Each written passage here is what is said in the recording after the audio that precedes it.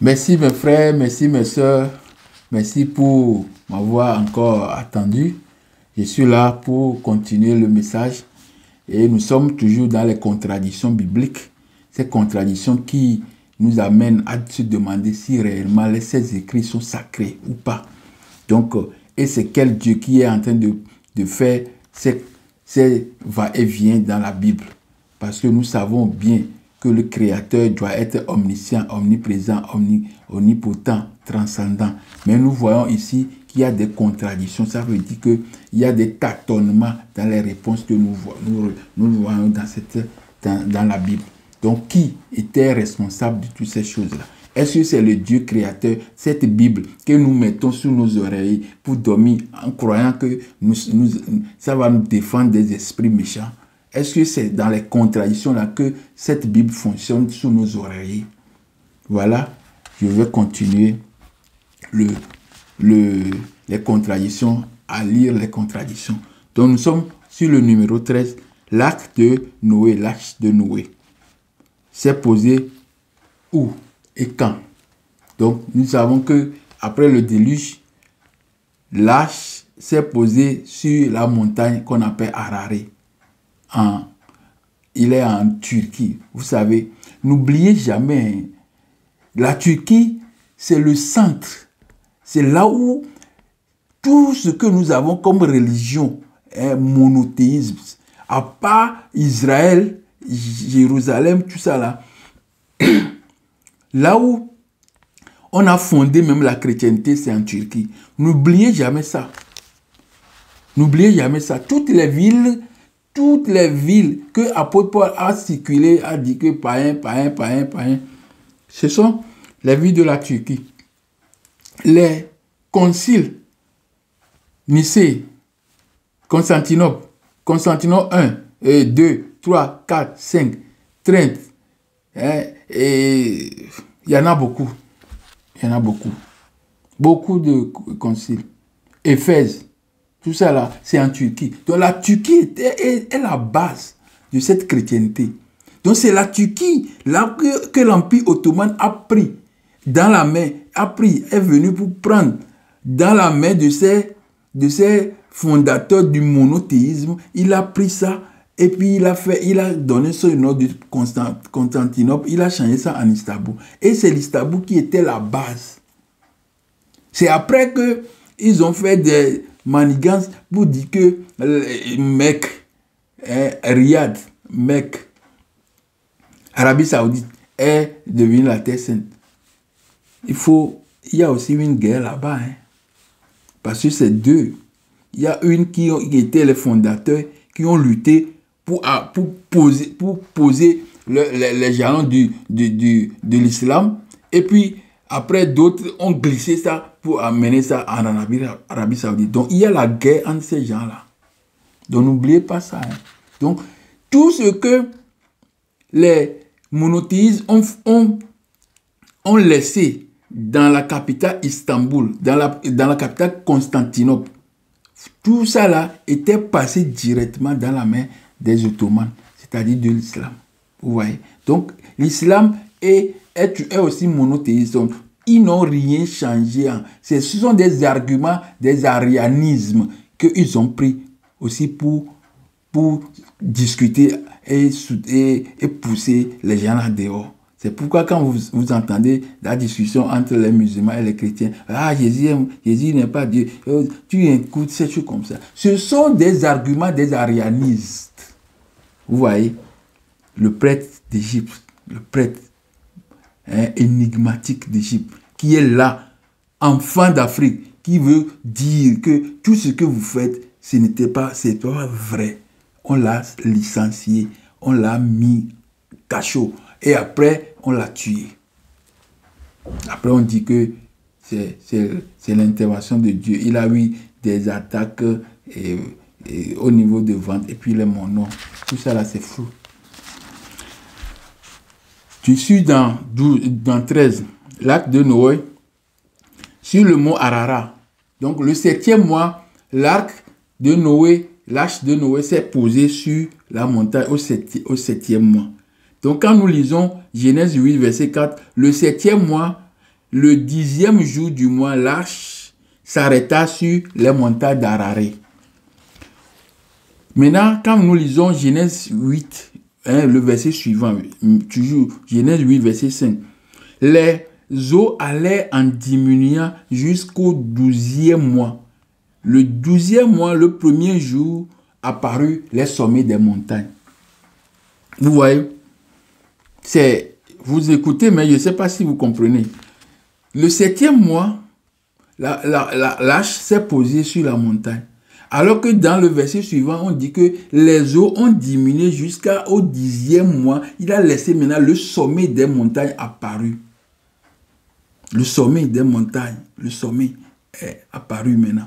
Donc, si l'arche va se poser, il se pose le 7e mois, alors que c'est plutôt le 10e mois qu'on peut voir qu'il y a une place qu'on peut poser. Donc, ça veut dire que l'arche s'est posée réellement. Parce qu'au 7e mois, quand il s'est posé, il est toujours dans l'eau. Parce que le sommet de la montagne n'est pas encore apparu. Donc, comment on peut comprendre des histoires comme ça?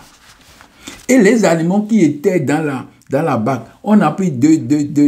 Soit on a dit 7. Donc, quand on lit ça, je n'ai pas préparé ça. Sinon, un autre verset dit 7. Donc, 7 animaux qui sont seulement dans la barque. D'autres versets, on a pris deux coupes de tous les animaux. Bon, si on prenait 2 coupes de tous les animaux, parce qu'on est toujours dans la contradiction, qui on prenait des 2. Donc, c'est quand l'arche s'est posée, normalement, les animaux, là, on doit retrouver ces animaux en Turquie, dans les environs là-bas. Mais tous ces animaux-là se retrouvent en Afrique. Comment ils sont rentrés? Comment? Ils sont rentrés comment? Il faut nous expliquer ça. Mettez ça dans le commentaire. Numéro 14. Quand est-ce que David apporta l'arche de l'Alliance à Jérusalem? C'est avant ou après avoir vaincu les Philistins. Quand est-ce que David apporta l'arche de l'Alliance à Jérusalem? C'est avant ou après avoir vaincu les Philistins. Quand on dit après, quand on lit 2 Samuel 5, verset 6, David battit les Philistins et emporta l'arche de l'Alliance à Jérusalem. Donc, il battit d'abord les Philistins. Et puis après, il a envoyé maintenant l'arche à Jérusalem. Maintenant, on dit ici avant, 1 Chronique 13, verset 1 Chronique 13 et verset et aussi 14. Quand on lit les deux, David amena l'arche de l'Alliance avant de se livrer la bataille contre les Philistins. Vous voyez? Donc, quand on lit, on répond à cette question qui est posée si David a eu l'Alliance et l'arche de l'Alliance avant l'Alliance après avoir battu les Philistins. Il y a 2 réponses. On a dit que après, quand il a battu, il a amené. Il y a l'autre qui dit que non, il a amené avant d'aller en guerre contre eux. Vous voyez? On ne peut pas comprendre. Concernant Jésus, nous allons rentrer un peu, mais quand même, on va encore mixer avec certains éléments après. La naissance de Jésus. Matthieu 2, verset 1. Jésus étant né à Bethléem, en Judée, au temps du roi Hérode, alors que la chronique historique signale qu'Hérode est mort en l'an 4 avant Jésus. Donc on dit que Jésus est né au temps d'Hérode. Mais Hérode, et même la date qu'on disait là, Hérode était mort 4 ans avant même. Vous voyez, c'est pas possible. La personne qui est née au moment de la vie de quelqu'un, on dit que même la personne là même était morte. Donc ça veut dire qu'il est né où? Il est né dans la vie de la mort de la personne. Comment? On va comprendre. Mettez ça, les répondre dans les commentaires. Les théologiens. Dans le numéro, dans le même, concernant toujours la naissance de Jésus, quand on lit Luc 2, verset 2 à 7, je vais vous demander à lire ça, parce que je ne vais pas pouvoir lire tout ça là. Il serait né sous le règne de Quirinus. Et pourtant, l'histoire indique que ce dernier a été nommé en l'an 6, après la naissance. Vous voyez? Donc, dans Matthieu, on dit que c'est au temps de Hérode. Hérode est déjà mort 4 ans avant. Maintenant, on dit que dans Luc, il dit que non, c'est le temps de Quirinius.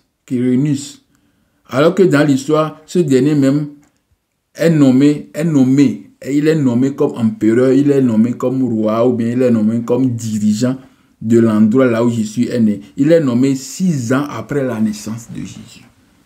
Donc, ça veut dire que tout ça là sont dans la confusion. On se demande si Jésus est né ou pas. Ouais. Parce que le Fils de Dieu là, on ne connaît pas sa date. Ils vont dire oui, c'est Dieu. Dieu ne veut pas qu'on connaisse la date de son enfant. Parce qu'il est venu, il donne des histoires pour soutenir leurs mensonges. 15. Hérode n'a pas fait de massacre d'enfants. Pourquoi?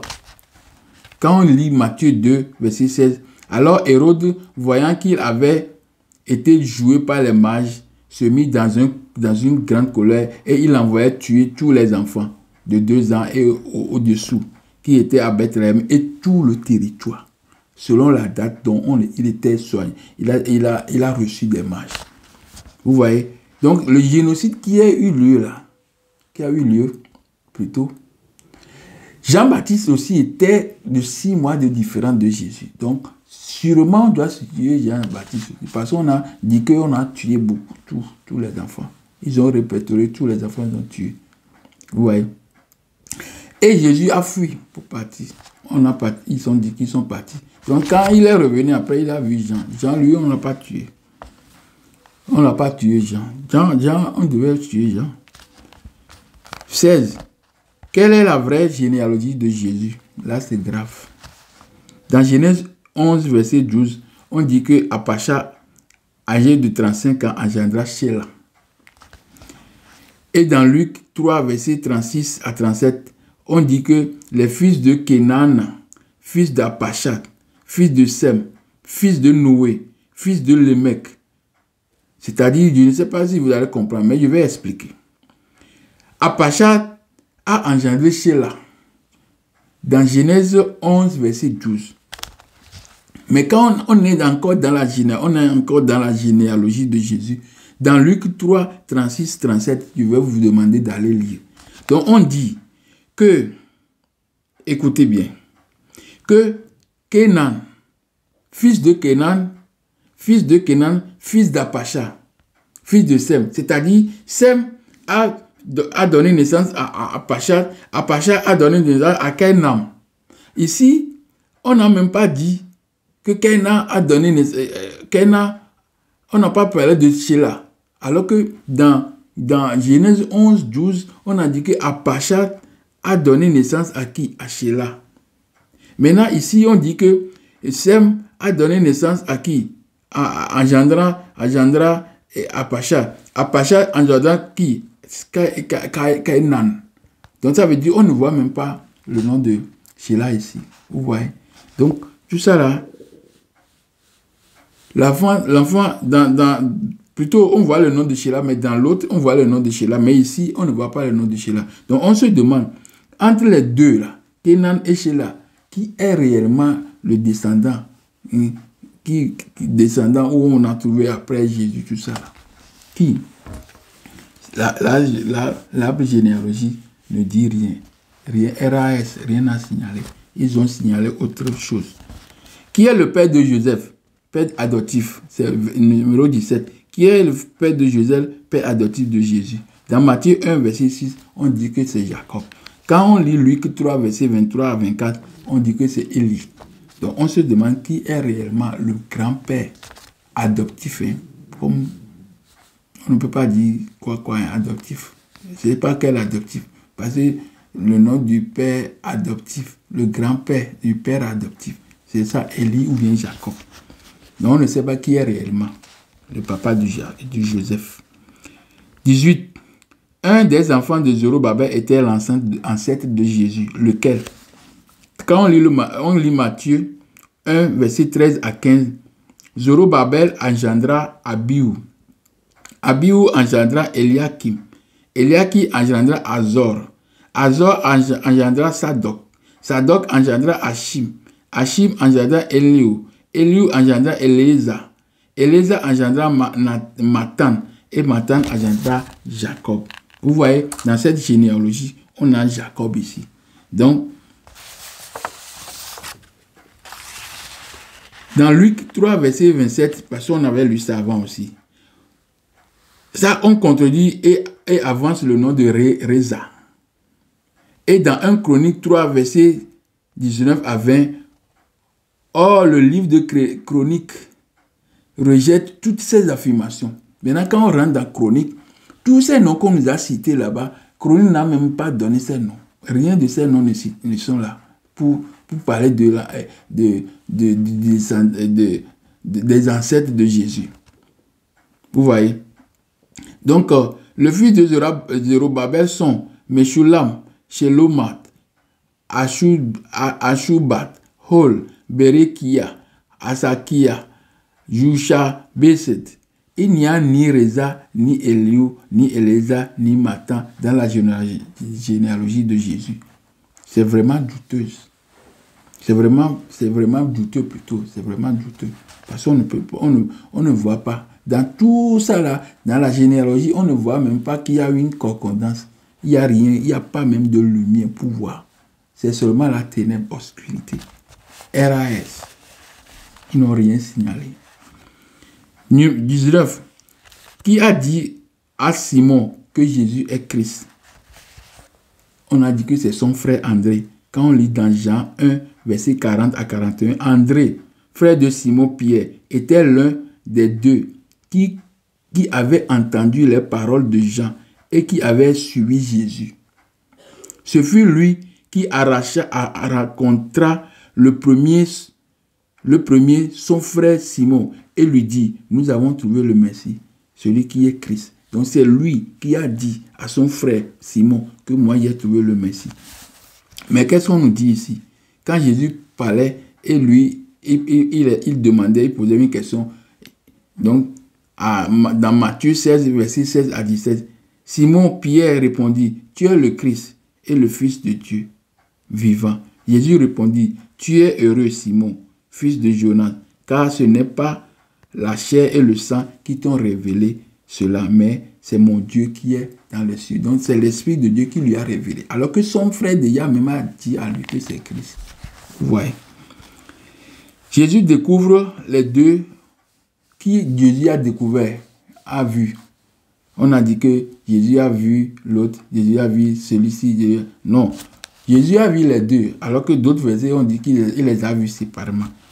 Matthieu 4, verset 18 à 19. Comme il marchait le long de la mer de Galilée, il vit les deux frères Simon appelés Pierre et André. Il vit les deux frères qui jetaient un filet dans la mer, car ils étaient des pêcheurs. Il leur dit, suivez-moi et je vous ferai pêcheurs d'hommes. Vous voyez, il a vu les deux et non pas séparément. Mais la Bible a dit séparément. Donc maintenant, nous allons lire le numéro 20. Qui était Jésus? Où était Jésus à la 6e heure du jour de sa crucifixion? Il était où Jésus? Le jour qu'on va le crucifier, le vendredi là, il était où? Quand on lit Jean 19, verset 14, or, c'était la préparation de la Pâque. C'était environ la 6e heure. Pilate dit aux Juifs, voici votre roi. Vous voyez? 9e heure, on l'a tué. Mais à la 6e heure, Pilate remettait Jésus à ces Juifs, que voici votre roi. Maintenant, quand on lit Marc 15, verset 33, la 6e heure était venue, il eut des ténèbres sur la terre jusqu'au 9e heure. Donc Jésus est mort. La même heure, parce que c'est le même jour. La 6e heure, là, Pilate remettait Jésus à ces gens-là. Allez, faites ce que vous avez fait. Dans l'autre chapitre de Marc, maintenant, on dit, Marc 15, verset 33, on dit que la même 6e heure, il y a une ténèbre qui est descendue sur la terre, et jusqu'à la 9e heure, parce que Jésus est mort. Vous voyez? Au même moment qu'on le remet, à la même heure là, la ténèbre est tombée et puis il est mort. Vous voyez comment on peut nous faire des récits comme ça pour nous dire qu'on doit croire à cette chose. Mais il y a encore un autre point que je vais soulever après. Je viendrai là-dessus. Je ne vais pas coller ça à ça. C'est encore derrière. Numéro 21. Combien de fois doit-on pardonner son frère? Quand on lit Matthieu 18, versets 21 à 22, alors Pierre s'approcha de lui et lui demande, combien de fois, Seigneur, combien de fois dois-je pardonner mon frère lorsqu'il péchera contre moi? Serait-ce jusqu'à 7 fois? Jésus lui répondit, je ne te dis pas jusqu'à 7 fois, mais 70 fois 7. Ça veut dire 490. Voilà ce qu'on a dit. Mais quand on lit le verset de Matthieu 5, 1 à 11. Mais je vais lire seulement 5. Et je vous demande d'aller lire le reste, s'il vous plaît. Ça concerne Ananias et sa femme. Quand eux, ils ont vendu le terrain et puis ils ont apporté une part. Ils ont enlevé certains dedans. Donc Pierre parlait. Après avoir parlé, Pierre a fini. Ananias, attendant, ses paroles tomba et expira. Il est mort. Ouais, Dieu, l'Esprit Saint a fini direct. Il est mort. Au même moment, sa femme vient. Et on lui a demandé que c'est son mari qu'on vient d'enterrer comme ça. Et lui, il aussi est tombé, il est mort. Donc l'Esprit Saint tue les gens en direct. Mais au même moment, il nous demande de pardonner 490 fois dans une journée. Vous voyez? Ce Dieu-là est incapable de pardonner, mais il demande à nous de pardonner. Vous voyez? Ce sont des choses fous. Fous. Pas flou, mais c'est fou. On ne peut pas comprendre. Si quelqu'un est normal, il ne peut pas écrire des choses comme ça. Jean-Baptiste mangeait-il et buvait-il? Dans Marc 1, ici sur le 22, dans Marc 1, verset 6 à 7, on dit qu'il se nourrissait du miel et des sauterelles. Et dans Matthieu 11, verset 18, on dit que Jean était venu ne mangeant ni boire, Jean ne mangeait ni boire, et ils disent qu'il est un démon. Est-ce que quelqu'un peut vivre sans manger et boire? C'est ça qu'on nous dit. Il est venu sans manger et boire. On dit qu'il est un démon. 23. Combien d'hommes sont montés au ciel? Combien ils sont montés au ciel? C'est une question. Je peux le laisser ça, ne pas dire, mais je vais quand même dire quelque chose. Combien d'hommes sont montés au ciel? Quand on lit Jean 3, verset 13, personne n'est monté au ciel. Si ce n'est celui qui est descendu du ciel, le Fils de l'homme, Jésus-Christ. Personne n'est monté au ciel. On dit que dans Jean 3, verset 13, personne n'est monté au ciel. Mais quand nous lisons Genèse 5, verset 24, Enoch est allé au ciel. Comme peut-être ils vont dire qu'il y a beaucoup de cieux. Donc Enoch est allé à droite, Jésus était à gauche, il n'a pas vu. Mais c'est Dieu doit savoir ça. Parce qu'il nous dit la vérité. Il doit nous dire la vérité, pas le mensonge. Donc dans 2 Rois 2, 1, l'Éternel fit monter au ciel dans un tourbillon, Élie partait de Gilgal avec Élisée. Donc Enoch était monté au ciel. Dieu l'a arraché, il est parti au ciel. Élie aussi est parti au ciel. Mais Jésus dit qu'il y a une personne, c'est lui seulement qui est descendu. Mais quand nous lisons encore dans Apocalypse 12, verset 12, c'est pourquoi réjouissez-vous cieux et habitants des cieux. Malheur à la terre et à la mer.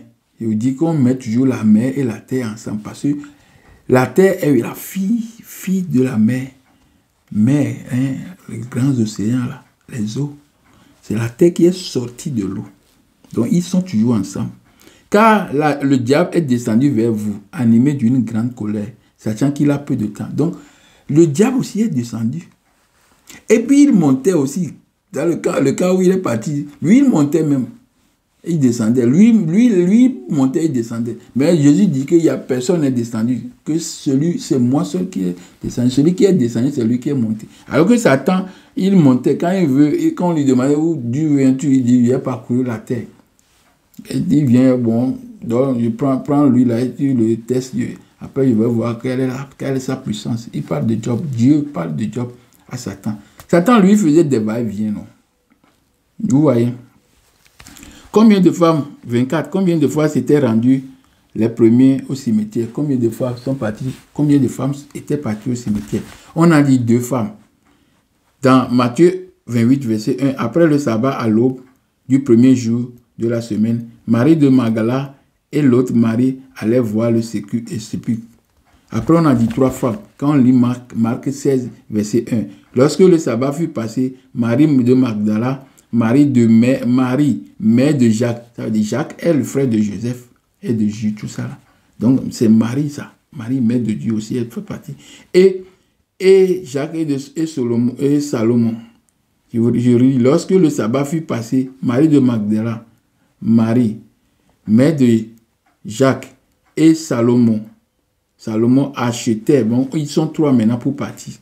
Ils sont partis au cimetière, les 3. Avant, on a dit 2. Maintenant, on a dit 3. Maintenant, après, on dit une seule. On dit dans Jean 20, verset 1, le premier jour de la semaine, Marie de Magdala se rendit au sépulcre. Dès le matin, comme il faisait encore sombre. Parce que le jour ne s'est pas encore levé. Il faisait encore sombre. Et elle vit que la pierre était ôtée du sépulcre. 25. Qu'est-ce que les femmes ont visité? Qu'est-ce que les femmes ont visité? Quand est-ce que plutôt, vous m'excusez, quand est-ce que les femmes ont visité le cimetière? Ah, quand on est en plein jour ensoleillé. Quand on lit Marc, je vais lire ça dans la Bible. Quand on lit Marc 16, verset 2. Marc 16, verset 2. Marc 16, verset 2. On lit, le premier jour de la semaine, elle se rendit, c'est parce qu'ici ils sont beaucoup, elle se rendit au sépulcre de grand matin, comme le soleil venait de se lever. Donc, le soleil s'est levé quand ils étaient partis. Mais, quand on lit 20, on lit Jean 20, verset 1, je vais lire ça, Jean 20, verset 1. Tout doit être clair. Jean 20, verset 1. On lit, Jean 20, 8 secondes toujours. Le premier jour de la semaine, Marie de Magdala se rendit au sépulcre. Donc ici, maintenant, on parle d'elle seule, se rendit au sépulcre dès le matin, comme il faisait encore obscur. C'est-à-dire, il est encore là, c'est sombre. Il faisait encore obscur. Donc le soleil n'est pas levé là, tout ça là. Donc il était, donc quand est-ce que les femmes ont visité? Donc il y a on a parlé des temps, soit on dit que le soleil est déjà levé, ici on a dit qu'il y a l'obscurité, hein, vous voyez, ce sont des choses que nous avons eues comme récit vrai venant de Dieu. Qui a roulé la pierre du tombeau de Jésus? Il y a encore des choses là-bas, on va dire. Quand on lit Matthieu 28, verset 2, et voici, il y eut un grand tremblement de terre, car un ange du Seigneur, descendu du ciel, vint rouler la pierre et assis là-dessus. Donc, quand elle venait dans Matthieu 28, verset 2, elle a vu des événements comme ça, et le tremblement de terre, puis la pierre, un ange est venu pour rouler la pierre, et puis il est assis là-dessus. Maintenant, quand on lit Matthieu 16, verset 3 à 4, elle se disait, parce que maintenant elles sont beaucoup, elle se disait, qui va nous rouler la pierre loin de l'entrée du sépulcre? Elle se posait la question. Et levant les yeux, elle aperçut que la pierre était très grande, a été roulée. Vous voyez? Quand elle venait, elles se sont aperçues que la pierre, on a enroulé la pierre et c'était bien, on peut rentrer. Mais l'autre, il dit que non, la femme dit, Marie Magdala dit que non, il y a un vent, il y a un tremblement de terre, puis un ange est venu pour rouler la pierre. Donc, ce sont des choses qu'on ne peut pas comprendre. Quand on lit Jean 20, verset 1 aussi, c'est la même histoire. Numéro 27. Les œuvres peuvent-elles rendre l'homme juste? Est-ce que nos œuvres peuvent nous rendre justes? On dit oui. Quand on lit Jean 2, verset 21, on lit oui, Jean 2, non, Jacques 2, verset 21. Abraham, notre père, ne fut-il pas justifié par les œuvres lorsqu'il offrit son fils Isaac sur l'autel? Il est justifié par ses œuvres. Maintenant, on dit non. Quand on lit dans Romains 9, verset 11, car quoique les enfants ne fussent pas encore nés, et qu'ils n'eussent fait ni bien ni mal, afin que le dessein d'élection de Dieu subsista sans dépendre de ses œuvres. Donc, on les a déjà choisis, même avant qu'ils soient nés, ils n'ont pas fait du péché. Toi, on a déjà choisi. Donc, ce n'est pas, les œuvres ne peuvent pas nous rendre. Si on veut répondre à la question, les œuvres peuvent-elles rendre l'homme juste? On dit non et on dit oui. Qu'est-ce qu'on va faire? On va prendre du temps. La loi de Moïse est-elle vétuste? Numéro 28. La loi de Moïse est-elle vétuste? Est-elle caduque? C'est le mot, caduque ou vétuste, ancien. On dit non. Quand on lit 2 Timothée 3, verset 16, on dit toute écriture est inspirée de Dieu et utile pour enseigner, convaincre, corriger, instruire dans la justice. Maintenant, on répond à la question non. Maintenant, ici, on dit oui. Quand on rentre dans Romains 10, verset 4. Car Christ est la fin de la loi, par la justification de tous ceux qui croient. Quand on lit encore Hébreux 8, verset 13, on dit, en disant une nouvelle alliance, il a déclaré la première ancienne. Or, ce qui est ancien, ce qui vieillit, est prêt à disparaître. Donc, il y a 2 réponses. Les lois de Moïse étaient vétustes ou bien caduques. On dit quand ça fait partie de l'ancienne alliance, c'est fini. Il y a une nouvelle alliance. Oh, non, toute écriture est inspirée venant de Dieu. On doit tenir compte de tout ça. Vous voyez qu'on a donné 2 réponses. Chaque fois, on donne 2, 3, 4 réponses. Vous allez prendre quoi dedans? Mes chers théologiens, répondez-nous. Parce que vous avez toujours des explications. Numéro 29. Apôtre Paul a-t-il directement commencé son évangélisation ou bien a-t-il aussi vu les apôtres? On a dit oui. Quand il est guéri directement, bon, il a commencé par prêcher. Quand on lit Acte 9, verset 20, je conseille les gens de lire Acte 9, verset 20 jusqu'à la fin. Et on dit après non. Quand on lit Galates 1, je ne montai point à Jérusalem vers ceux qui furent apôtres avant moi, mais je me rendis pour Arabie Saoudite dans le désert et je reviens à Damas 3 ans après. Vous voyez. Donc ici on demande à apôtre Paul, on demande si apôtre Paul a commencé l'évangélisation. Est-ce qu'il a vu les apôtres? Premier, on a dit oui quand il a commencé direct. Quand il a commencé direct, quand vous lisez Acte 9, juste après, il a commencé. Mais il a eu des problèmes. Les gens voulaient le tuer et ses frères l'ont pris, ils l'ont emmené à Jérusalem. Quand il est parti à Jérusalem, il s'est entretenu avec les apôtres, tout ça là. Mais dans un autre verset, dans un autre passage biblique, quand on lit Galates 1, je demande à ce que vous lisiez Galates 1, à partir de 16 jusqu'en bas.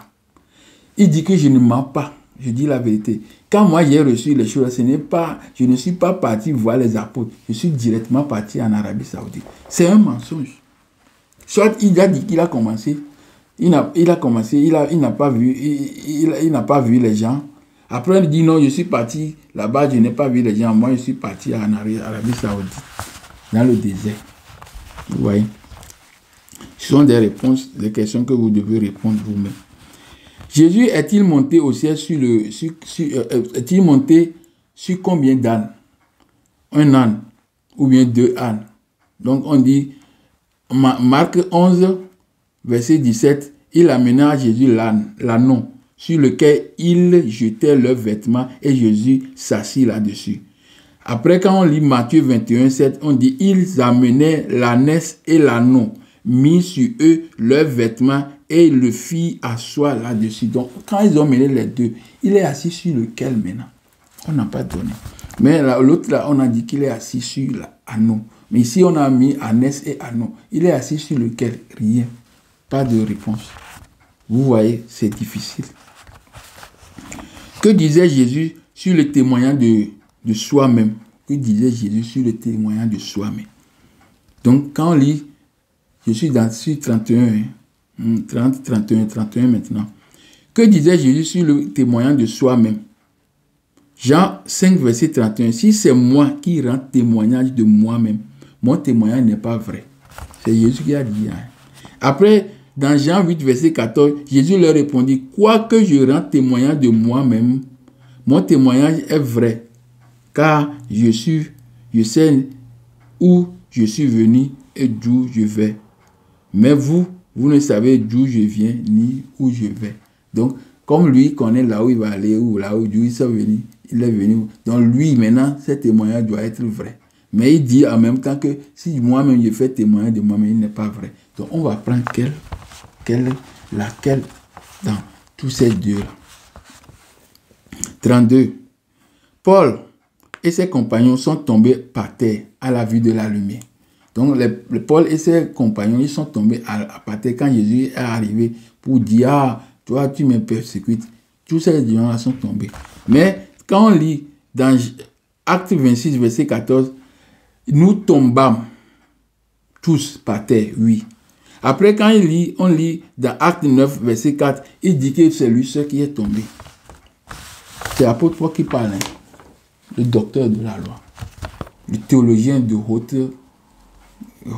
niveau élevé. C'est lui qui parle. Jésus est-il crucifié avant ou après le repas de Pâques? Ça, c'est grave. Jésus est-il crucifié avant ou après? Écoutez bien ce qu'on va dire ici. C'est très important. Parce que Jésus, là, la chrétienté est basée sur ça. Avant, c'est-à-dire, est-ce qu'il est crucifié avant ou après? Quand on lit Jean 18, verset 28, il conduisit Jésus chez Caïphe, au prétoire. C'était le matin. Ils n'entraient point eux-mêmes dans le prétoire afin de ne pas se souiller et de pouvoir manger le Pâques. Vous voyez, quand ils ont amené Jésus chez le Caïpha ou bien Caïphe, ils ne sont pas rentrés dans le prétoire parce qu'ils ne veulent pas se souiller. Ils veulent être bien pour fêter le Pâques, la Pâque. Vous voyez. Maintenant, quand on lit Jean 19, verset 14, c'était la préparation de la Pâque et environ la 6e heure, Pilate, c'était la préparation de la Pâque. C'était la préparation de la Pâque. C'était la 6e heure, environ 6e heure, Pilate dit aux Juifs, voici votre roi.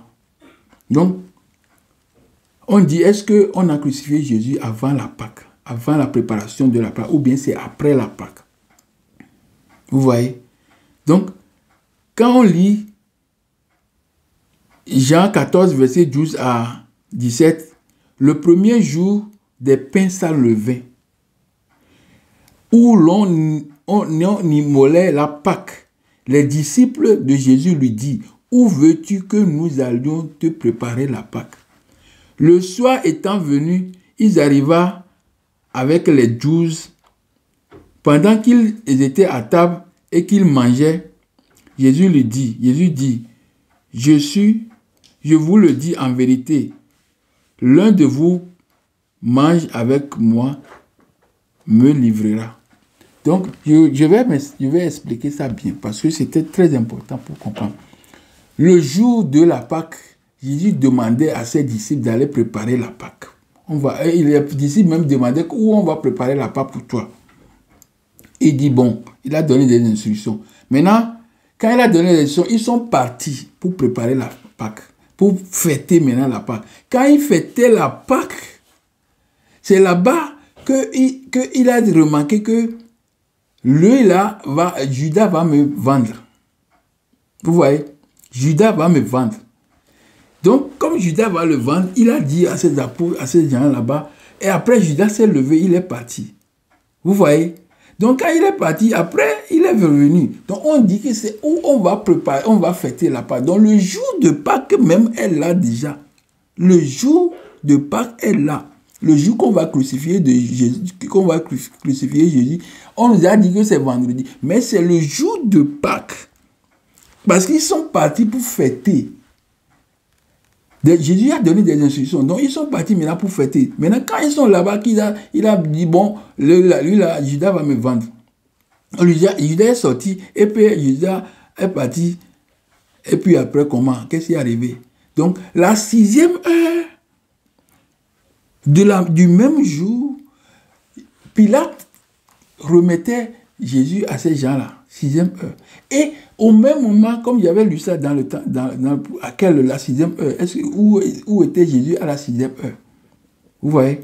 Donc, le même jour de Pâques, c'est le même jour là, quand il fêtait, qu'on a tué Jésus. Vous voyez qu'il y a un flou là-bas. Quand est-ce qu'ils étaient partis voir Caïphe? Quand est-ce? Parce qu'ils ont dit que c'est jeudi la nuit, jeudi dans la nuit, qu'on a arrêté Jésus. Et puis, vendredi, il est mort. Alors que ici, dans les textes, Jésus, où on va préparer la Pâque pour toi. Et ils sont partis pour préparer le premier jour de pain sans levain, où l'on immolait la Pâque. Donc, les disciples de Jésus lui disent, où veux-tu que nous allions te préparer la Pâque? Le soir étant venu, ils arrivaient avec les 12. Pendant qu'ils étaient à table pour fêter la Pâque, c'est là-bas qu'il a dit que Judas veut me vendre. Et le même jour-là, on l'a tué. Vous voyez, toutes ces histoires-là ne sont pas fondées. Parce que tout ce qu'il faisait, il copiait ça dans l'Égypte antique ou bien copier des choses dans le Proche-Orient. Mais cette fois-ci, ils vont eux-mêmes imaginer une histoire pour écrire. Donc, ils sont incapables d'écrire des textes propres pour que nous puissions lire et on comprend. Ils sont incapables. C'est les théologiens, ça. Ceux qui nous ont amené tout ça là. Alors que dans le concile de Nicée, ils ont écarté beaucoup de documents. Ces documents même étaient des documents hellénistes, c'est-à-dire des Grecs.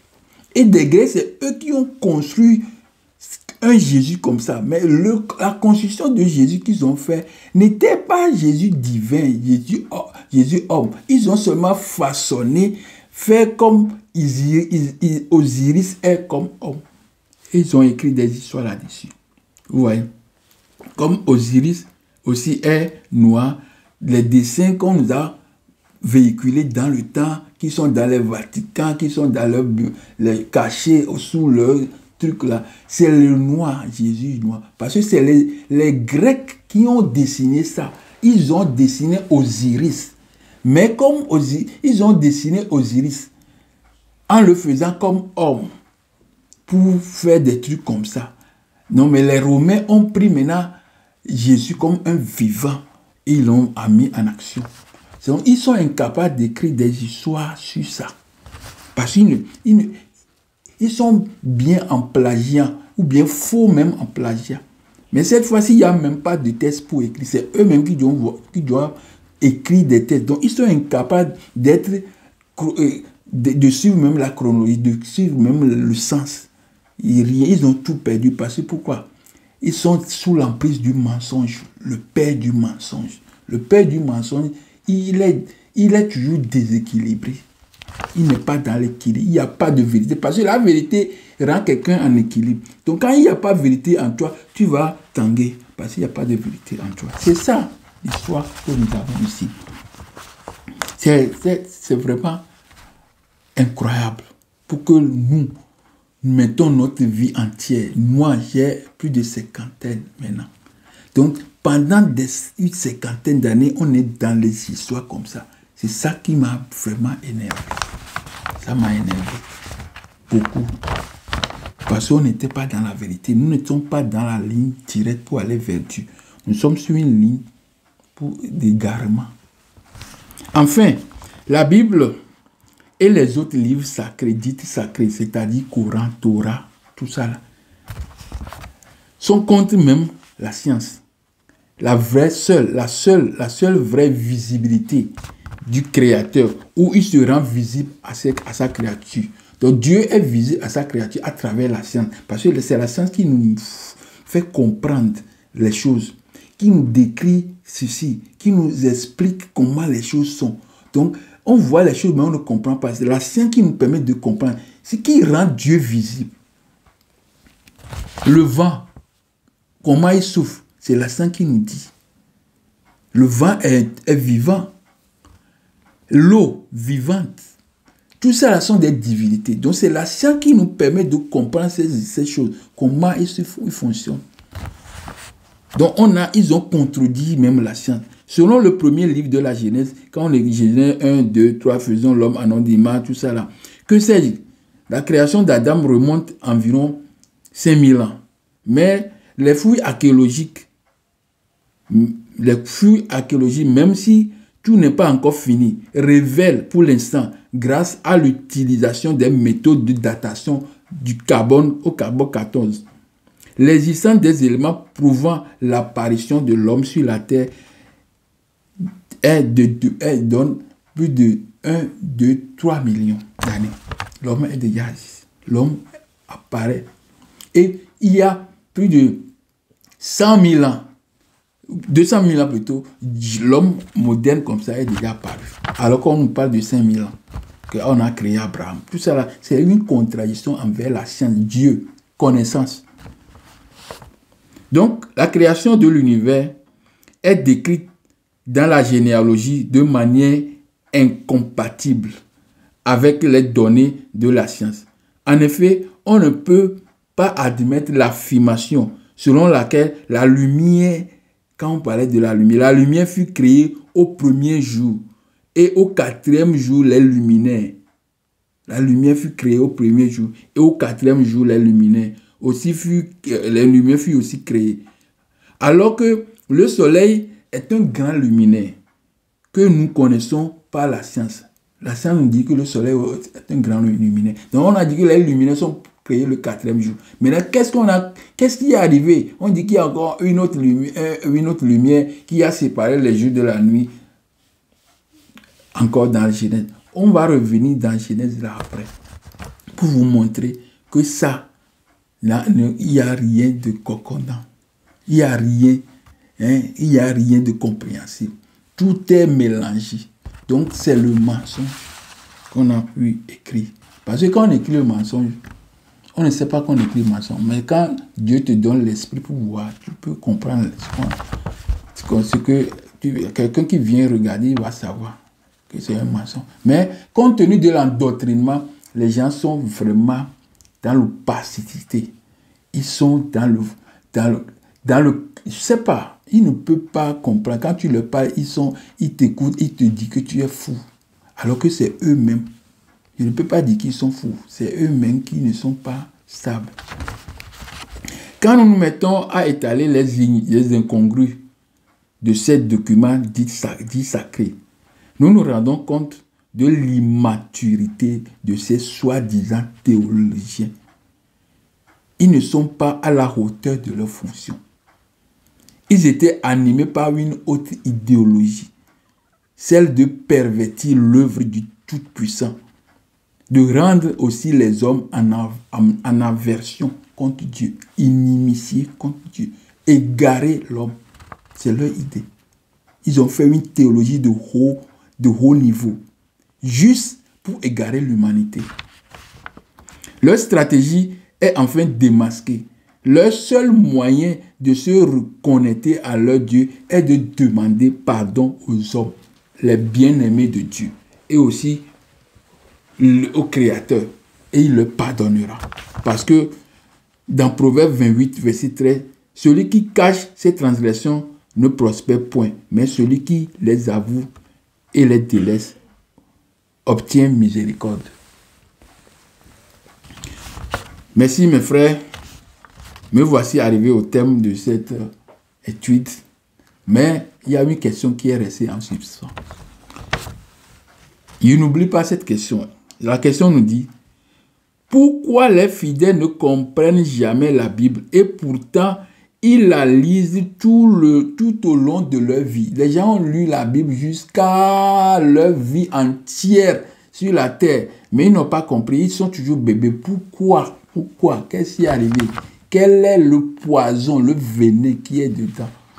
Donc, quand nous faisons un rétrospective, on retourne, on fait une rétrospective plutôt, et on analyse tout ce qu'on vient de lire, les contradictions. Comment l'homme peut être dans la contradiction? Quand quelqu'un est dans la contradiction, est-ce que vous pouvez tenir cette personne comme quelqu'un qui est normal, stable? Non. Donc, si nous vivons dans les contradictions, la Bible avait sa réalité, les dogmes avaient leur réalité, la contradiction, tout mélangé, et l'homme est dedans, il va devenir quoi? Tout son passage, sa vie sur la terre, s'il est dans ces contradictions, il ne peut jamais comprendre quelque chose. Parce que la contradiction ne t'amène à nulle part. Tu n'es même pas stable. Hein. Mais non, la contradiction te rend stable, te rend stagnante. C'est que tu ne peux plus bouger. Tu es comme si tu es enfoncé dans la boue. Pour sortir ton pied, tu ne peux pas. Donc tu es sur place. Même si on t'appelle pour venir, tu ne peux jamais partir. Donc pour on te dit des choses, tu ne peux jamais comprendre. Donc l'homme a passé tout ce temps dans les contradictions. Donc il lui est difficile de comprendre la Bible. C'est pourquoi pendant tout le temps de notre passage sur la terre, un homme qui a vécu à partir de 12, 15 ans, ou bien 18 ans, il peut amener 18 ans, jusqu'à 170 ans, il a fait au moins 60 ans sur la terre avec la Bible. Il n'a pas compris pourquoi. C'est parce que c'est la contradiction. On dit que Dieu dit d'aller à gauche. En même temps, il dit non, si tu vas à gauche, c'est pas bien, va à droite. Tu vas à droite, Dieu dit non, il faut partir encore à gauche. Oh, donc, comment, qu'est-ce que tu vas devenir? Tu ne peux rien devenir. Un objet. Vous voyez? Donc, tu sais que ça fait mal. Les histoires comme ça fait mal. Les gens ne veulent pas accepter. C'est pas leur propre volonté. C'est parce que l'être humain est en aversion contre Dieu. Il a soulevé le talon. Il est inimitié contre Dieu. Il est programmé autrement. Donc, c'est pas facile. Mais c'est pas l'humilité que tu peux arriver à comprendre ces messages pour savoir que tu n'es pas sur le bon chemin. Dieu n'est pas dans la contradiction. Dieu n'est pas dans ses erreurs. Si un Dieu est dans ses erreurs, ça doit être l'ennemi de Dieu. Vous voyez? Donc, la Bible nous a présenté un Dieu qui n'est pas un vrai Dieu, qui est Dieu d'égarement. Parce qu'il y a beaucoup de dieux. Ce Dieu-là, c'est le Dieu d'égarement. Et il veut égarer les enfants, les autres dieux que nous sommes. Nous sommes des dieux, pas Jésus. Jésus n'est pas le seul Dieu. S'il a existé même, il n'est pas le seul Dieu. Nous sommes tous des enfants de Dieu. Nous réclamons. Et Dieu se réclame que nous lui appartenons. Donc, je ne vois pas pourquoi quelqu'un va se dire qu'il est le seul fils. Non. Il est le Dieu. Non. Tout ça là, j'espère que vous allez comprendre le message aujourd'hui. Cette étude est très profonde. Et je crois fermement que tout a été bien passé.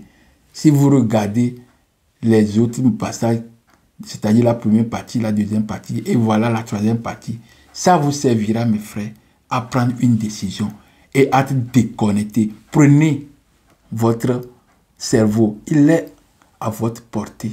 Prenez, c'est à votre portée. Prenez et remettez ça dans la tête pour pouvoir réfléchir, pour pouvoir savoir que moi, je suis Dieu. Je peux aller vers Dieu facilement.